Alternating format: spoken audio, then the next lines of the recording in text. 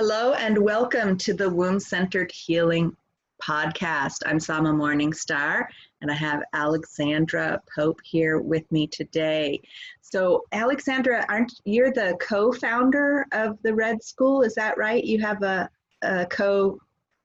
collaborator that you founded with? Yeah. I'm co-founder with my wonderful colleague and co-author of our book, Wow Power, Shani Hugo Wurlitzer. And she's Shani. Shani. Okay. Shani. So hopefully maybe I'll get to interview Shani one day. Yes, you should. Two of you together even. Yeah. And if listeners, if you haven't checked out the Red School and participated in some of their events and courses, I highly recommend it. And you have a webinar coming up. And is this just you, this webinar, or is it with Shani as well? It's Shani and I, and we have a menopause live online course that's going to be over 6 weeks, and that'll start on October the 30th. And we've got this free call on the 18th, in which we're sort of introducing how to prepare for menopause, and then also talking about the content of the course, what the course itself will be about. So yes, lovely the information. Lovely. And so both of you are working on that together. Beautiful. And so I was really inspired to invite you to be on the podcast when I saw that, because I've taken some of your online, or at least one of your online courses, and really enjoyed it. And then when I saw this one about menopause, which is preparing for menopause, has been something that I've really engaged in myself over the past 10 years or so, as something I'm looking forward to in many ways. And not a lot of women look forward to it because their pesky periods are going to be over. That's actually not necessarily what I'm looking forward to, as I really love my menstruation. But I am looking forward to many other aspects of menopause. And I was also wanting to make the transition as healthy and easeful as possible for myself. So there are a lot of ways that I've been preparing both physically and emotionally over the years. And so when I saw this, I was like, yay, somebody's teaching about this. And I wanted to hear more about it from you and let the audience know that this is going on. I'm sure your course is going to be fantastic. So I'd love for you to introduce yourself more and introduce and talk a little bit more about what you're going to be sharing about in your webinar. I mean, maybe even just sharing about your personal journey and how you learned how important all of this is. Thank you so much, Sama, for this opportunity to speak about this and about who I am and what I do.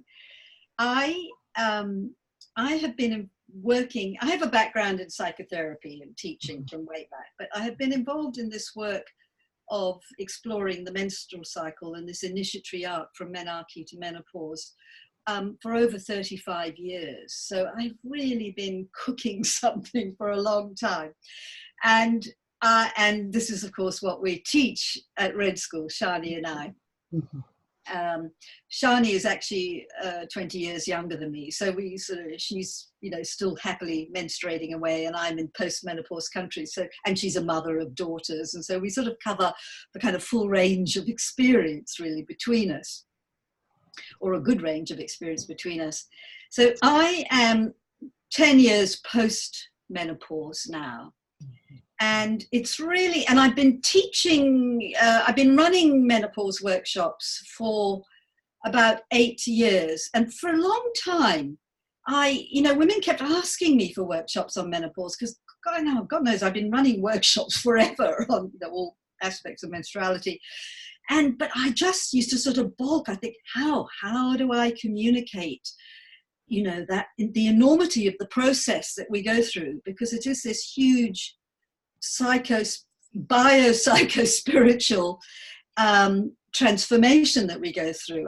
I sort of speak about the tectonic plates of our soul, shifting, the deep underground forces, and the implications of that, in our the lived expression of our lives and what we're choosing to do. I thought, how do I contain that in a 2-day workshop? Or even, I don't know, because I was running 1 and 2 day workshops, and we have the training too, but I just thought, how do I articulate? How do I give women some sort of structure, way in? And it was an Italian woman that kept pestering me. She said, please run a workshop. And in the end, I just crumbled and said, okay. And it was so interesting. The moment I said, okay, I felt as though menopause, I was, of course, post-menopause myself, but I felt the sort of consciousness of menopause starting to organize me. And then ideas started to come, and I could suddenly start to see a kind of order, a template, to the sort of the subtle infrastructure, if you like, of menopause itself. And so I began teaching. And then in the act of teaching, it's this lovely dance that happens, and you probably know this really, really well because you're a teacher too, of you share something, and then the feedback from that, and women's response to it, and their lived experiences coming back to you, and then my digesting of that within my own story and the other stories that I've heard. And it's like this, something starts to form. It's an extraordinary process. You suddenly see something emerge, a kind of, what I did see emerge was this sort of extraordinary infrastructure, the architecture, if you like, of menopause, the psychospiritual architecture of what women are going through, started to come through. And this has become more and more refined and clearer to me. And the other thing that's really important I want to name here is that I feel as though the times that we live in are organizing us all, obviously, and in particular for myself, they're organizing me in terms of what comes out is to serve these times. So I feel that what is emerging for me about menopause now is about how the importance of postmenopausal women for the world, and how the menopause itself prepares us to step up to a new level of authority and leadership. And it's a kind of leadership I think that's really needed in the world today. I mean, we can circle back to that as another conversation later on. So it feels as though, there's a kind of fresh honing of something, or sharpening coming through that I articulate. But in terms of preparation, you brought up this thing of preparation. You spoke as though you've been preparing for menopause. Well, I have some really interesting thoughts on this. Okay. And I'm going to see if I can articulate them with you. All right. Menopause sits on a continuum that's initiated at your very first bleed, menarche. Right. It's not this sort of phenomena floating out in space that you suddenly bump into one day and go, oh my God, shit, No, there's a kind of ordered process that's delivering you to the door of menopause. So I like to say that you are prepared for menopause through the process of living your menstrual cycle very consciously, because there is a very particular, as you would know, psychospiritual dynamic that is going on in the menstrual month, the menstrual cycle process each month. And you are, each menstrual month you go through a sort of mini workout that is like, it's toning you for the moment where you arrive at menopause, so that when you do come to menopause, and I think you're probably sensing this, is that there is a feeling of readiness. There's also a feeling of, I don't want it to stop, I don't want my cycle to go, because it's about getting older and, you're stepping into something new. So that's inevitable, that women, it's kind of normal and healthy, really, kind of go like this at change, dig your heels in the ground. And, but actually in your deep spirit, Summer, there is a sense of you being evolved into menopause. And the feeling actually that you have outgrown the cycle. You actually don't need the cycle anymore. No. Yeah. Oh, that's an interesting concept. Oh my goodness. I think that's the first I've heard that you've outgrown your cycle, that you don't need the cycle anymore. Wow, that kind of puts the cherry on top of the whole process right there for me. Exactly, yes. You know, and I'll just share about my process. My first Moon Mysteries course I took with my herbal teacher, Cammie McBride. I don't know if you might not know her. She's a Northern California herb teacher. My Northern California people would probably know her. And she had a weekend Moon Mysteries, Women's Blood Mysteries course. And that was like, whoa, okay, big eye opener for me, because I didn't have any of that prior to that. I didn't have any of that information.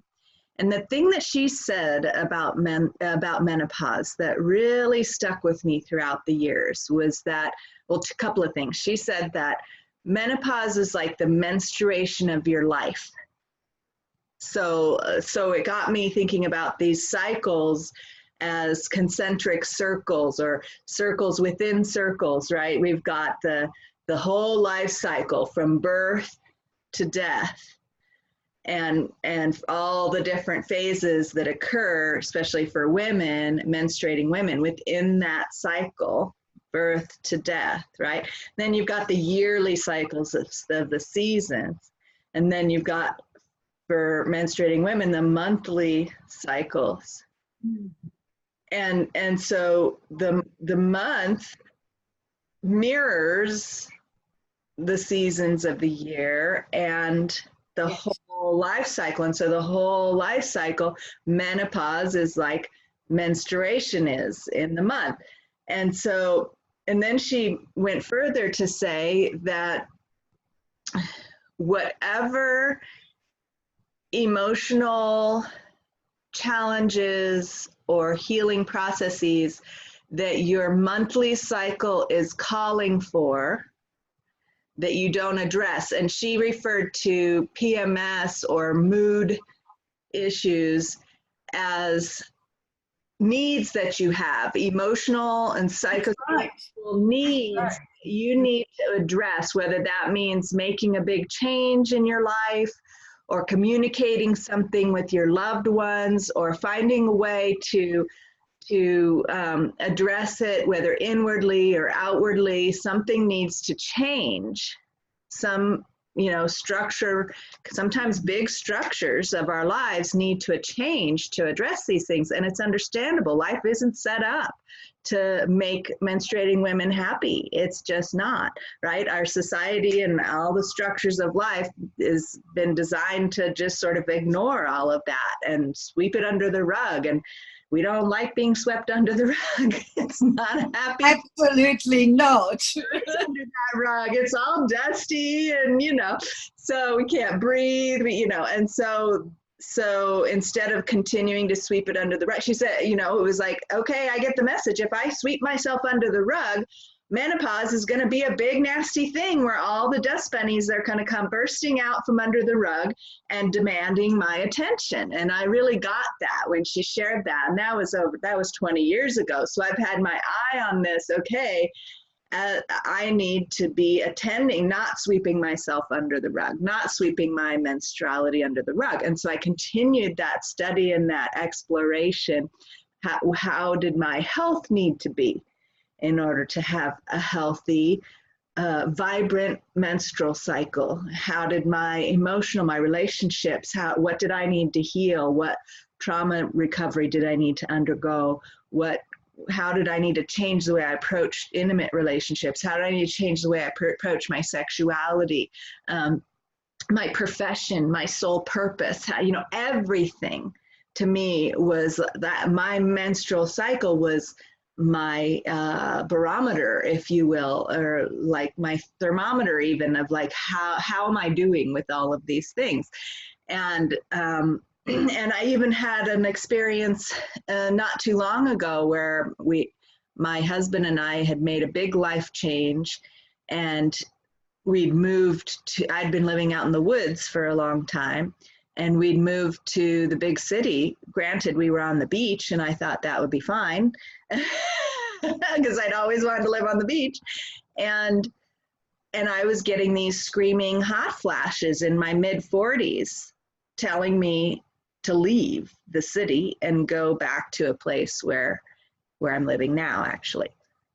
So, and I talked to a psychotherapist who told me I was going to need to have, several years of Gestalt therapy to deal with this. And I'm like, you know what? I'm just going to listen to this voice inside of me that's giving me very clear instructions. It's giving me very clear instructions. That was the therapy, the psychotherapeutic process. It's many things. But it is a kind of inner coach, it's an inner guide, it's an inner therapist, it's all those things. Yeah. But you, in a way, well, not in a way, you have just described one of the ways the cycle prepares you for menopause. Mm-hmm. It's you're being, when you're connected to your cycle, you're connected to yourself. And I always say your cycle is coded with your calling. It's coded with the essence of you, of who you are. And each menstrual month, you're getting insights into that. And you so beautifully described in the premenstrual time, you kind of get the report card on how you're going, mm-hmm. the things that and you get on the things you're not doing, mm-hmm. where you're sort of failing in inverted commas, in terms of your health, everything, all those things you very thoroughly listed. And if you attend to that, what that does is, it just keeps you closer to yourself all the time. The premenstrual time's going, hang on a minute, darling, you've strayed off, you've lost yourself, come back again. There's a wounded there to care for. So you're building this a stronger and stronger container of who you are, and a knowing of who you are, and an attention to your vulnerabilities, your woundings, your sticky bits, your, your stuff, if you like. Yeah. And so your cycle keeps you close to that and attending to that. And you've obviously got to listen and pay attention and take action and so on. So that when you arrive at menopause, you have some readiness. And you have a connection to yourself. And that's what I mean about feeling like you are ready for menopause, even as you sort of don't want it, you are, because you have grown. You've been growing and growing and growing through your cycle process. And now you have outgrown it. It's like it's done its job. And you're sort of ready now for the big final initiatory process. And when your teacher spoke of menopause as like menstruation, menstruation is this place of extraordinary expanded consciousness. And as you know, and when you tap into that, you tap into a kind of unitive consciousness. You can, if you're paying attention to your cycle and following, it is this place of huge expanded consciousness. It is the spiritual dimension.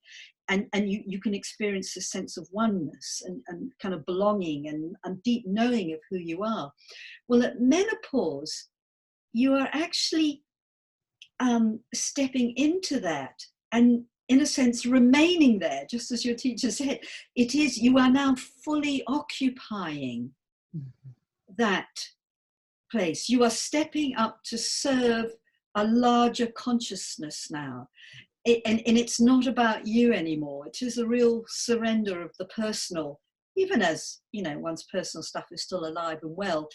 The way I experience it is I have my little sort of egoic self pinging around here, but I have really, surrounding that, I have a much bigger sense that is enduring and sustaining, of a deep sense of meaningfulness and a profound sense of belonging.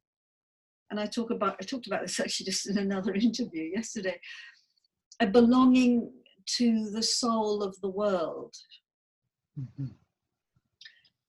So, always feel these are big things to say Yeah. out loud. And, it's a big thing to inhabit it, but it is also what it is. That's what menopause takes you to. Mm. So this is kind of the menopause process is helping you to stabilize in that expanded experience of yourself and the world as one, Sama. Mm-hmm.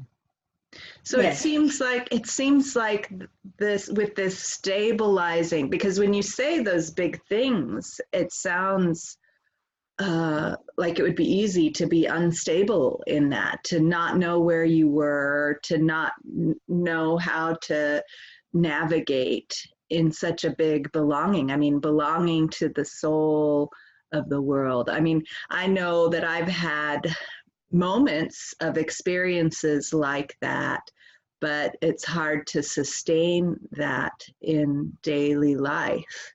It is. Because we, somehow our daily lives sort of require us, and other people particularly, and social structures expect us all to sort of be these individual contained beings, right? And to have our own individual needs and preferences and egoic pinging, as you said. And so everything is structured around that. And so when we sort of expand out of that, I'm almost getting this feeling of this like bubble popping wider suddenly and encompassing everything. Then it seems like, how do you know who's who and what's what and where you are in all of that? It feels like you could be here and over there at the same time, and that could be very disorienting. And so it makes sense that the menopausal process can be a bit challenging and uncomfortable if we haven't been practicing that. Yes. In our menstrual cycle. I mean, what you're bringing up is just it's a really powerful sort of point you're making. I feel it's sort of opening something up inside me as you're speaking. Mm-hmm. This is, and it's reminding me of another element of this transition. So let me just see if I can unpack what's sort of going through me, because what you're bringing up is very, very, it's a very good kind of point you're making. And I want to see if I can land a response that's sort of coherent. You see, yes, you're stepping up to this expanded consciousness, but the interesting thing is that menopause is you are dropping. You step into a very, bear with me, because there's so many elements and I want to be able to pace this in a coherent way.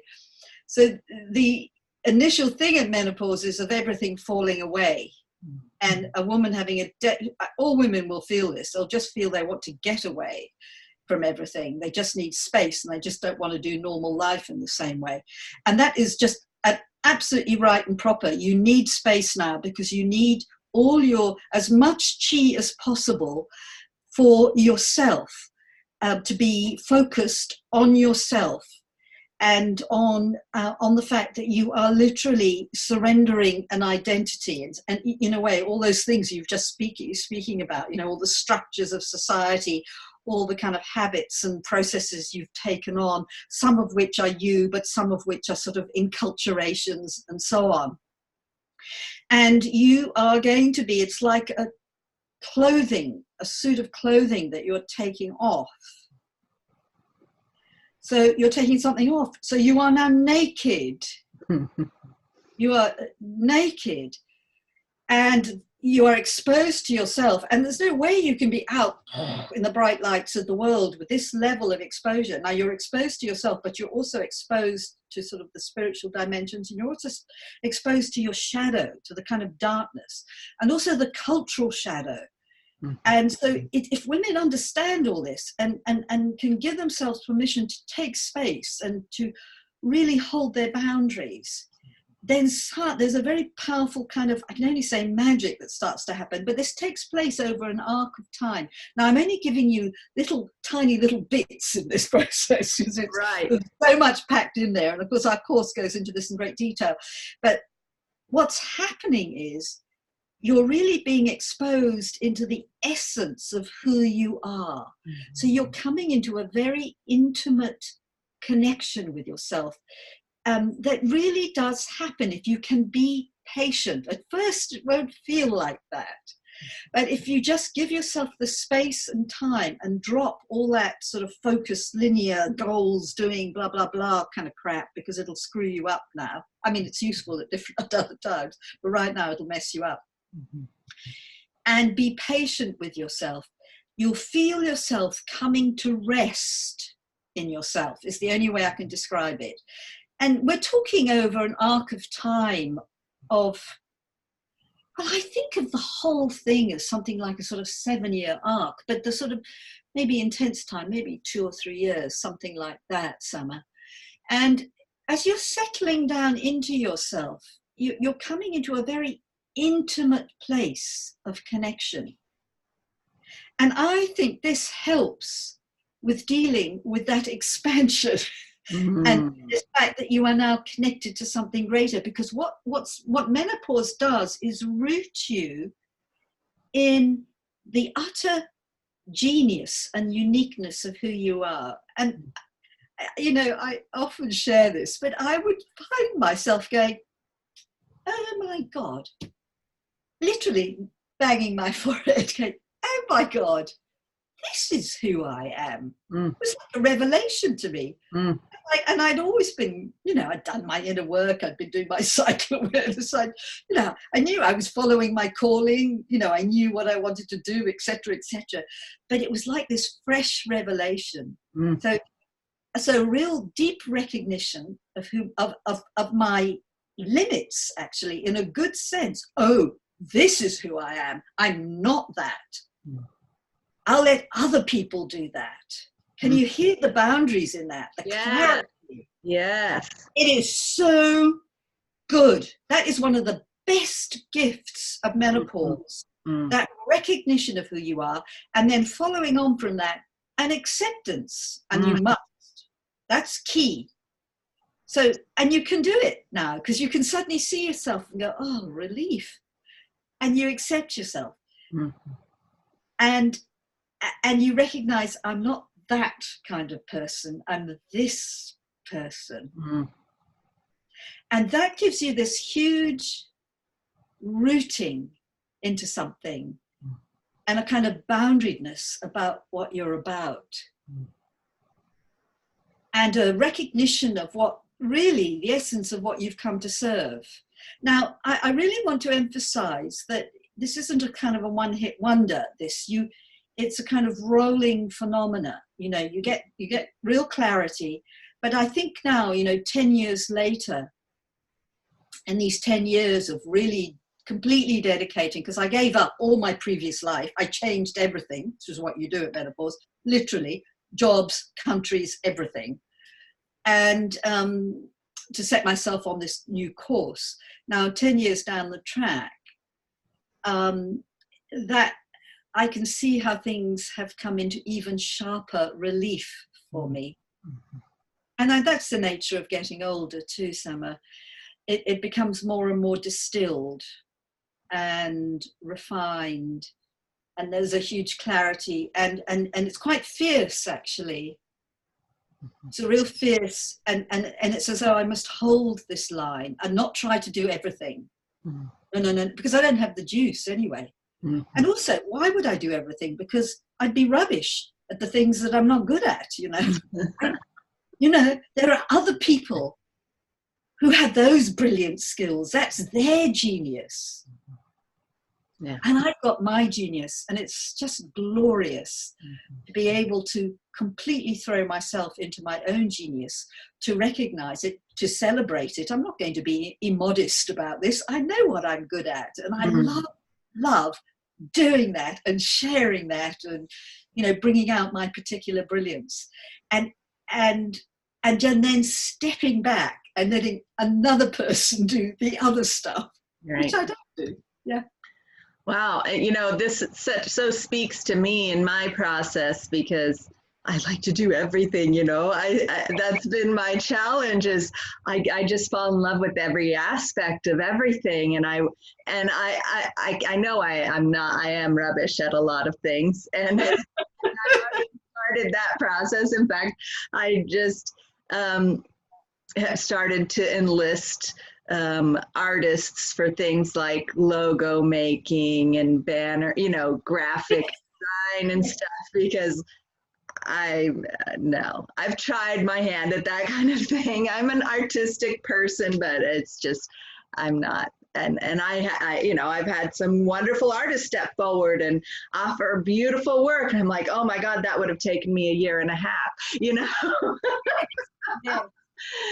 So that you're so speaking to me about with this description of how that finding yourself automatically balances out that expansion. Because if I kept trying, that's true, if I kept trying to do everything and expanded, it would just be more things, and that would be all over the place, and I would get lost.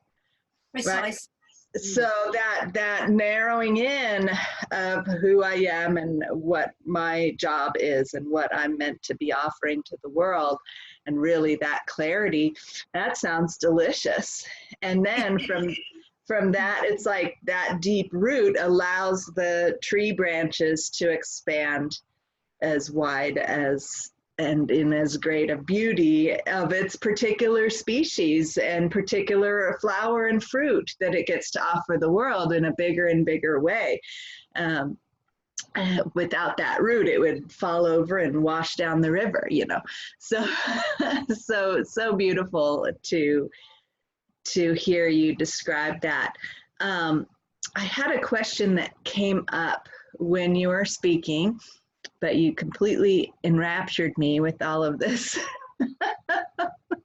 And so I'm seeing if that question is going to come back. Oh, yes. So the thing that I see for myself, because I've, of course, in my menstruality, I've been attending to the awareness of myself that I've been growing with each month in preparation for this clarity that you speak of, right?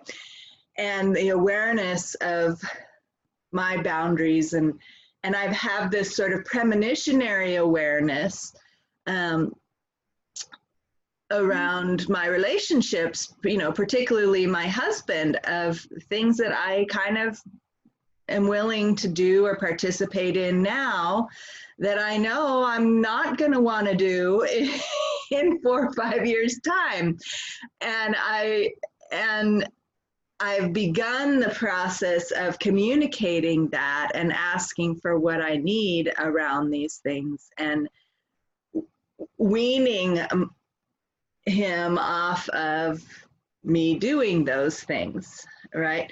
And gradually, but I can see for those of us who might not have that premonitionary awareness, that suddenly it could be, oh, I'm not doing this anymore. And that can be very difficult for loved ones. I don't have any children, but I can imagine for women who have children who suddenly aren't doing what their children have become accustomed to, or other family members or loved ones or even friends that are expecting you to be a certain way. And I'm really curious to hear how perhaps your personal experience of that transition of saying, you know what, it's different now. I'm not going to do all these things, and having to communicate that and explain that to people who may not be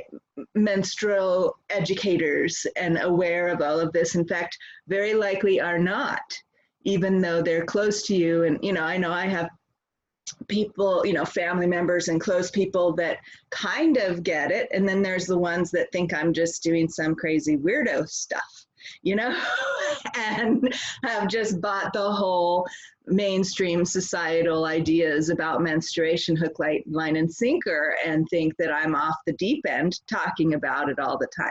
And so I'm curious about your experience of, educating people about what's gone on for you with menopause and all of that, even menstruality, who aren't seeking, but you need to educate them, but they're not seeking your education. Like, you have your students that come to you wanting to learn about this, and then you have the people in your life that you have to educate about it for your own. Exactly. They don't know anything about it, really. They don't really want that education, and you're kind of having to do it for your own well-being, right? How do you navigate those relationships? Well, I think I feel you are answering that question rather wonderfully, actually. I love this thing of premonitory awareness, this premonition of something. And you see, the truth is, I think women do suddenly get a sort of ding, 3 or 4 or whatever years before. But if they're not sort of connected to themselves, they may sort of brush it away and sweep it under that rug again. That's one of those things. Again, but you've clocked it. You've gone, oh, and I wasn't in a relationship at that point. My relationship had finished before then, although we were still very close friends. So I didn't have to deal with that in a relationship, and actually. But I did have one. I mean, I had lots of close friends, but I had one particular close friend where that friendship ended very abruptly. And I would tie that in with because I knew I was living in Australia, and I had my little premonition at 48. I had this thought pop into my head. I thought, oh, it's over in Australia. I have to go back to England. I've been in Australia 18 years and I'm self-employed, and how am I going to do this? And it did mean the rupturing of friendships, actually. And it took me 7 years actually to prepare for that. Mm. And so you see, you're, I think, about 48 or 49. So you're having these thoughts. I think all women probably have a version of what you and I are just talking about now, and should pay attention to it. So you've clocked this thing with your husband. And I think if you just really pace it, you will find ways to, gently bring it in, and to start to organize the field, if you like, around this shift. Now, I'm going to give you an example, which I actually shared in another call recently, which is just it's perfection, what this woman did. An Italian woman, and she'd been at home being a mama. Her husband was a doctor, and she had 2 daughters, teenage daughters, and she was just starting back in part-time work again as I can't remember, a speech therapist or something. And this work involved her having to go to another city, and so she had time in the car, 3 days a week or something like this, where she had this little bubble. It was just her in this car, driving to and from work. And this is probably the first time she'd had this space to herself. Mm. And in that space, she realized things had to be different, just like you had that thought. And I'm so impressed by this, because she did this before she'd ever come to a workshop with me. So it wasn't like I had said, oh, you have to go and do blah, blah, which I never do say, by the way. But this was just her organic being, and she was honoring something. She made the decision. She came home, she made the decision that she would call a family meeting. And she got husband and 2 daughters around the kitchen table, and she said, things are going to be different from now on. I am not going to be there for you in the same way. And the daughters squirmed, and they kind of joked, because they knew it was menopause. They said, hey, Dad, can't you just slip something in her tea? Because Dad's a doctor, and of course, hormones, blah, blah. So they you see, menopause, we are growing up at menopause, we grow up big time, and we want, especially our nearest, well, particularly our nearest and dearest, to grow up with us. The relationship is going to change. It is going to change, because you can't do the relationship in the same way, because you're going to be a different woman, and you want something different, and you want something, I don't know, I won't say what you want, because only you will know what you want, but you will want something different. And it will require, because we all get into habits with relationships, friendships, and so on. And menopause interrupts all that. And so we're being reworked. Our relationships are going to be reworked, and we're going to come out at a new level of connecting. So in a sense, she is this woman sort of signaled to her family, you're going to go, you've got to take more responsibility now. She was essentially saying to her daughters and her husband, actually, she wasn't going to be the sort of mama running the home ship anymore. She was going to have a life, actually, out in the world. So I don't know if I'm answering your question fully enough, except to say, yes, you're going to have these moments of clarity and awareness, before you actually get into menopause itself. And it's like menopause is giving you the heads up. It's like alerting you. And for me at 48, I suddenly realized, over in Australia. And then I didn't say to anybody about this, at least of all my mother, because of course my mother yearned for me to go back to England. But I started thinking, how do I do this? Because it seemed impossible. And magic happened. I mean, over those 7 years, the kind of synchronicities I had with England were staggering, just staggering. And all sorts of sort of points of light opened up for me in England, and connections. And I started doing workshops when I would visit England to visit my family. And I started seeding things, and these seeds grew. So by the time I actually moved back, there was some sort of something in the field there for me. Yes. Well, and that's the lovely thing that I'm noticing in what you're sharing about in my experience in these preparatory years, is that there's time. It might seem sudden. The realization might come all at once. And there feels to be not so much urgency as it was back in our 30s, when there would be a realization in everything, you sold everything and picked up and went, right? There's more of like an allowal for the gradual process. That's what I'm feeling, and that's what I'm hearing what you're saying, is that. Yes, if I just come in here on that, because it's a very interesting point you bring up, because yes, if you're picking it up at about 48 or 49, these clues, yes, you've got time. And it's very important to pay attention, because the moment you sort of really get into menopause, there is no time. I mean, it's fierce. The impulse to just go, oh my God, it's over. I can't do this job anymore. You wake up one morning and go, I can't do it. And you walk into work that day, it's like almost in a trance going, here's my, resignation letter. And it's so uncompromising, the spirit of menopause. You just cannot do what you are no longer sort of coded for anymore.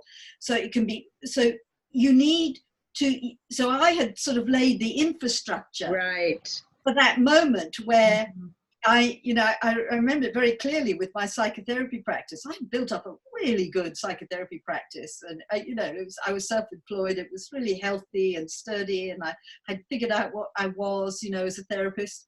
And then, I remember this thought in a session. I won't go into the detail of it. And basically, I was in a session with someone, and I just didn't recognize myself as a therapist anymore. It was just a process in my head.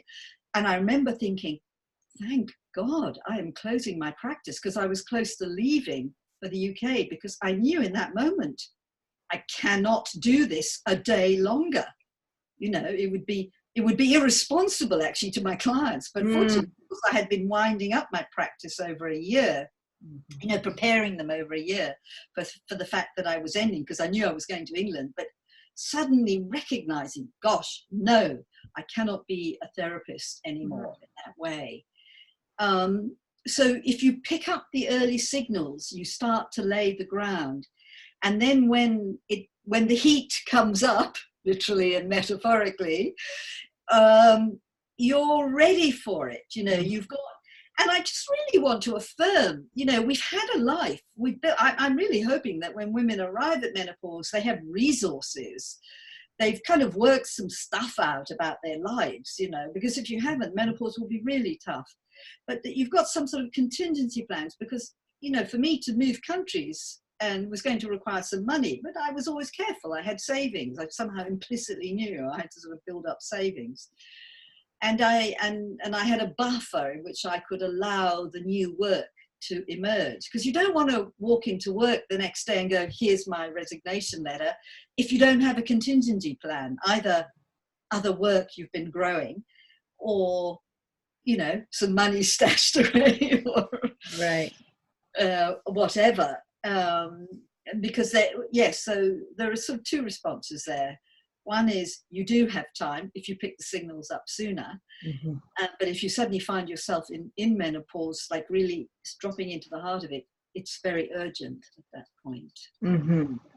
So that's a real good message for listeners here on the podcast who might not have even been paying attention or considering menopause.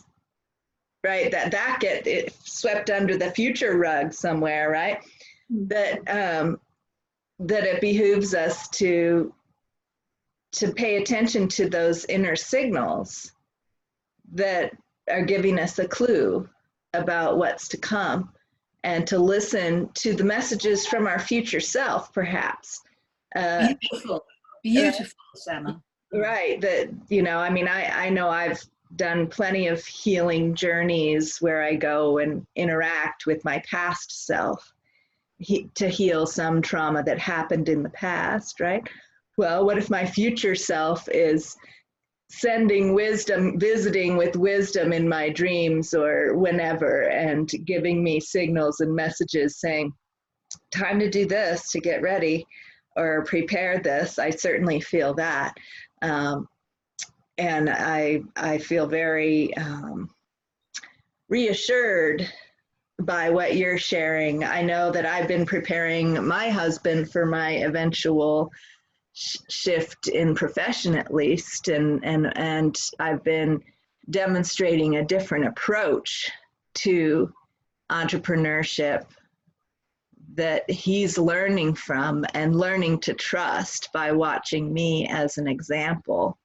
That it's going to really help him, because I have a feeling that he's going to get to a place, and it might not be the same kind of thing as menopause is, but I'm sure that men have a transition too, that they go through into a different archetype of how they're wanting to live into their wisdom years. And so I feel like I'm demonstrating and preparing myself and learning how to do things a different way. And he's getting more and more comfortable with that, hopefully before it hits okay, that's it. It's only this now. I'm not doing any of that other thing anymore. It's not going to happen anymore. Absolutely. I love what you're saying, Sama. I absolutely love it. Yeah. Wonderful. It's perfection.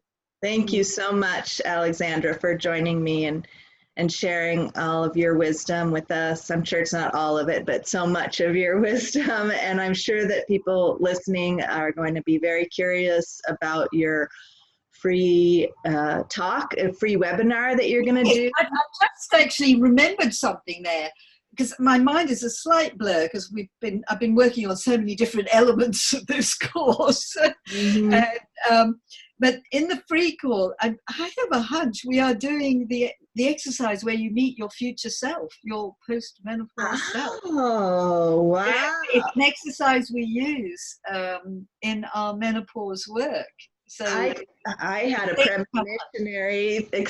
premonitionary idea about that, didn't I? I think you did, yes. But absolutely, you need to have a conversation with a connection and to listen to your future self. And she will speak. She will speak like she's speaking to you already, you know, just coming through in these little bursts of something. Beautiful. So, thank you. Thank you so much, Sarah. I just love talking about this topic, but I just love what has emerged in this conversation. It's very satisfying to be able to speak to this level of depth and complexity of the richness of what's there in menopause. I just really want women to, you know, the subtitle of our free call is Reclaim the Dignity and Power. And this word dignity is really, really important now. I want women to feel dignified. I want them to feel the dignity of the process in menopause. So if women do want to join the free call and to learn more about the course itself, if they come to redschoolmenopause.com, redschoolmenopause.com, they will find lots of lovely information and also how to sign up for the free call. And then I'm imagining that during the free call, you'll be sharing information about your 6-week course as well. We will, indeed. Okay. We will, yes. Lovely. So you can learn all about it then. Well, thank you so much. And so I highly encourage listeners to hop on over to redschoolmenopause.com and sign up for that free course. And also, if you're curious about the Womb-Centered Healing Temple, you can go to wombcenteredhealing.com and learn about everything that's going on there as well. So lots of rich material and support for our womb-centered journey in life. So thank you so much, Alexandra. Any last words of wisdom before we sign off? Well, it's this word trust. I want women to trust themselves because they are going into the unknown, but they've lived a life. They do know stuff. They've got intuition, and just to really trust themselves and to trust what comes up, trust their inner knowing, because it's their inner knowing and their intuitions and their feelings that are going to guide them through menopause. But if they're not able to trust themselves, then they'll just feel battered. But if women can trust what comes through them, then they will find the path unfolds before them. Well, thank you for that. I'm just going to let that sink in for a second. And I encourage all listeners to do the same. Take a few moments to really receive these messages of trust and inner wisdom. And thank you for listening in and joining us today. That's all for now. Until next time.